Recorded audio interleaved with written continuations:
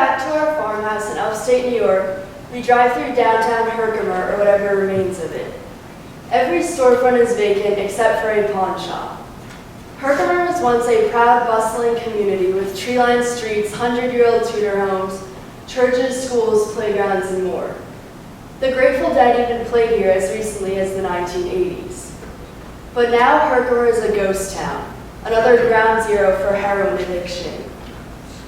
As we continue driving, the side of an old brick building offers a mural from the 1960s reading, "Welcome to Herkimer." What once was shouted is now barely whispered. No one is listening. Hi, my name is Sabina Criqui, and as I stand up here this evening presenting my final talk of high school, I wanted to touch on a topic that has affected all of us living in the modern world. I will be discussing the changes in American consumerism and how we have gotten to the state we are in today, where one company, Amazon, dominates all other fields. Now, you may be wondering why I decided to open my talk with an illustration of my drive through Herkimer from 2014. Well, Herkimer has not always been such a barren and empty town. It used to be a prominent location. And as we continued driving, we reached our final destination, Walmart. Walmart lies on the outskirts of town.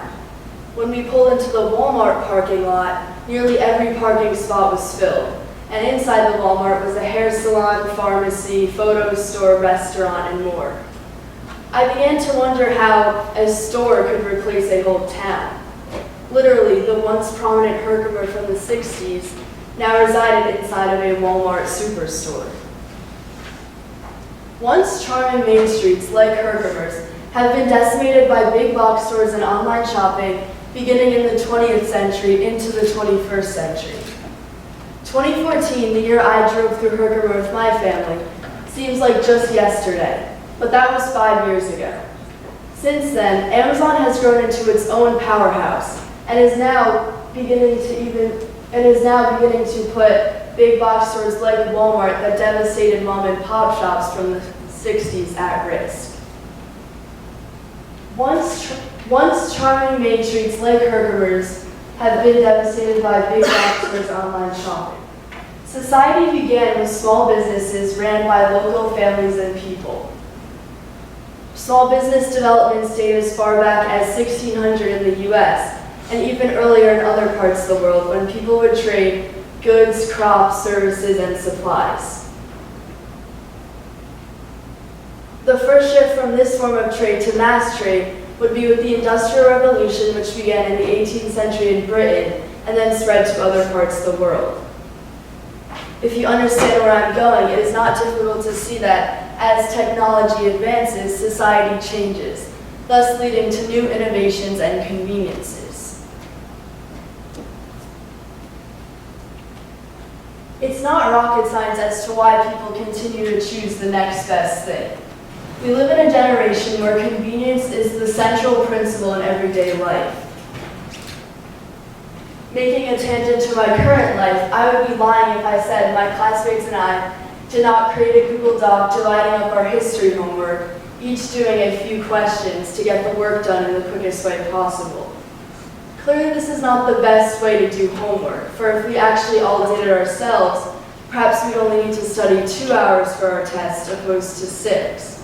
But we live in a generation where convenience is everything, where doing the least amount of work in the quickest period of time is always the best option. With American consumerism, the same principle is at hand. Small businesses disintegrated due to their lack of convenience.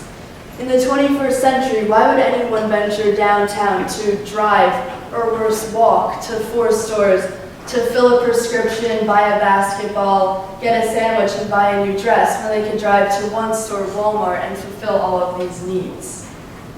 Now, with Amazon, you do not even need to leave your home, let alone talk to anyone to get all these items. But I'd like to argue that there is something beneficial about taking the longer route, this being personal interaction. At age 12, my mom opened a store, Nellie and Bean. She is Nellie and I am Bean. Placing orders, working the register, and helping customers curate my job. But the most important thing I've taken out from this experience is personal interaction. I will never forget the day when a mother with 3 kids came into the store. She asked if I would be willing to help her daughter Claire pick out a present for her friend's birthday. As Claire and I were talking, we realized that we shared the same first grade teacher, Miss Mitchell. And when Claire's mother finished shopping, she asked if I would be interested in babysitting for their family. This type of thing can never happen when you shop at Amazon. Now being a senior in high school, I fear what my future holds. Am I supposed to go work for a massive corporation after college? They seem to offer limited to no upside. The only people who truly benefit from companies like Amazon and Walmart are its wealthy stock and bond holders. You are one of thousands of employees with no sense of ownership or skin in the game, taking orders from top management thousands of miles away. I believe Walmart and Amazon diminish the individual sense of ambition that has been so vital to our country's prosperity. Why start up a local business in Verona, New Jersey when the big box stores will continue to dominate? Nellie and Bean's first year was encouraging fiscally, but since then revenue has declined 10 to 15% each year.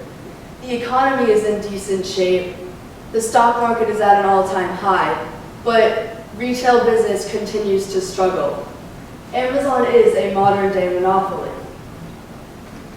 In closing, with Amazon, there are no spoken words exchanged, just the cold clicking of buttons. No one cares who taught first grade to the employee wrapping the gift. There is no personal interaction or community.